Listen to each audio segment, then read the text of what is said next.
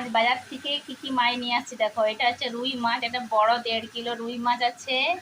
এটা হচ্ছে মাছের তেল আছে। আর এখানে আছে লোটে মাছ। লোটে মাছগুলো এখনো ধোয়া হয়নি, বেশ ভালো ভালো লোটে মাছ, বেশ বড় বড় লোটে মাছগুলো একদম। তো এটা কাটলেট খাবো বলে নিয়ে আসছি, এটা এখন পরে রেডি করবো।